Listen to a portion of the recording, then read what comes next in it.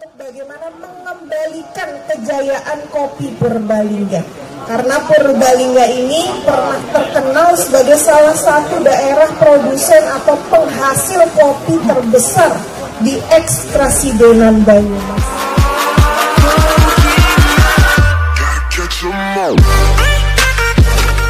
Sebesar apakah produksi kopi Purbalingga di zaman Hindia Belanda? Inilah penelusuran Bangfo Story.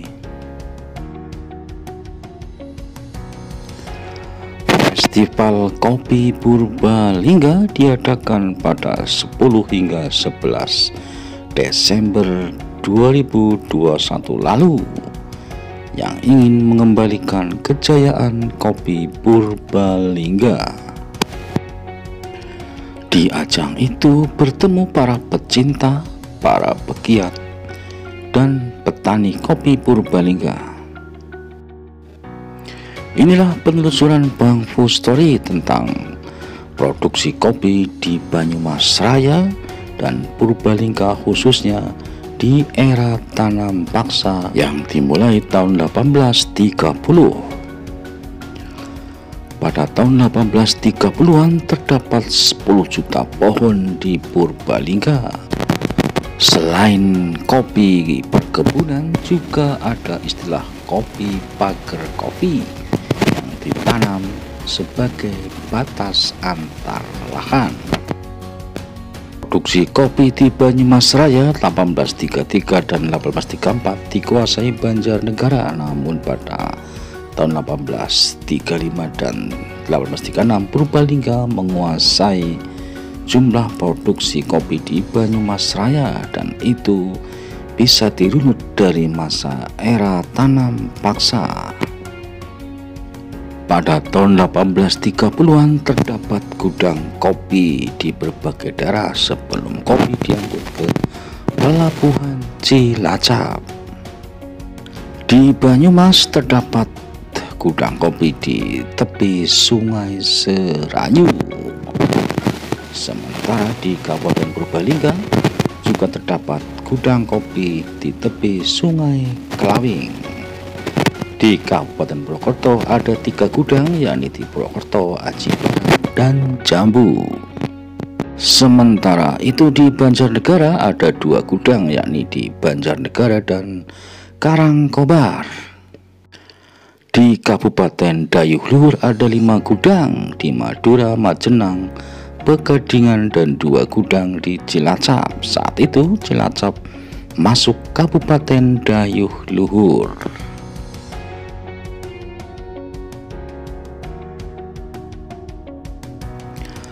Letak gudang itu mencerminkan bagaimana kopi dari kebun sampai ke Pelabuhan Cilacap. Dari kebun kopi dipikul atau diangkut dengan gerobak ke gudang penampungan. Dari gudang penampungan ke gudang induk sebelum diangkut dengan perahu menuju ke Pelabuhan Cilacap. Dan sungai yang penting saat itu ialah Sungai Citandui, Serayu, dan Sungai Kelawing. Dari Pelabuhan Cilacap, kopi kemudian dikapalkan ke negara-negara di Eropa. Pemerintah Belanda tentu saja mendapatkan keuntungan yang sangat banyak dari produksi kopi ini, dan tentu saja di atas penderitaan rakyat pribumi. Maka pantas saja kopi menjadi komoditi yang terakhir dipertahankan untuk terus ditanam hingga 1916 ketika tanam paksa mulai mendapat kritik dari internal Belanda. Tahun 1833 adalah masa panen kopi pertama di Banyumas Raya sejak sistem tanam paksa diterapkan. Dari 1833 hingga 1836 terkumpul kopi sejumlah 52.000 lebih pikul, dan pada tahun 1835 dan 1836 Purbalingga menjadi penghasil kopi yang terbesar mencapai 10.000 lebih pikul dan lebih dari sepertiga total produksi kopi sekarsidenan Banyumas yang mencapai 27.500 sekian pikul, mengalahkan Banjarnegara yang pada tahun 1833 dan 1834 masih menjadi yang terbesar. Pada saat era tanam paksa, daerah penghasil kopi di Purbalingga adalah Karangreja dan Kertanegara. Saat ini ada bukti sejarah berupa 2 gardu yang menjadi gardu jaga, yakni di Jalan Gualawa, Desa Siwarak, dan satunya berada di Desa Tlahap Lor. Gardu jaga itu merupakan pos penjagaan yang dibangun pemerintah Hindia Belanda untuk mengawasi perkebunan, salah satunya perkebunan kopi di Karangreja dan sekitarnya.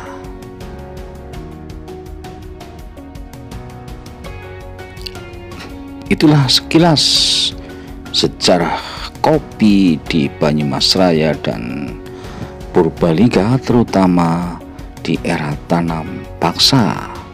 Dan mampukah Purbalingga mengembalikan kejayaan produksi kopinya di tengah masifnya penanaman sayur mayur di lereng Gunung Slamet yang berada di sebelah barat Kabupaten Purbalingga?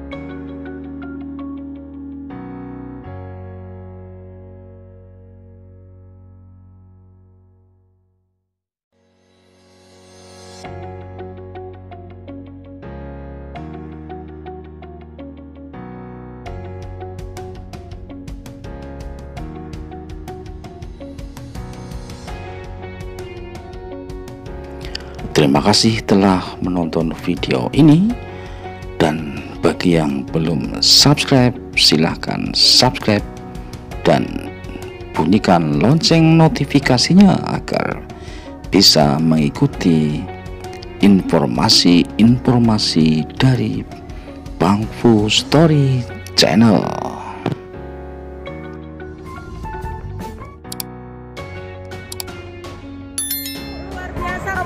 Like and subscribe punya Bang Fu ya. Dadah.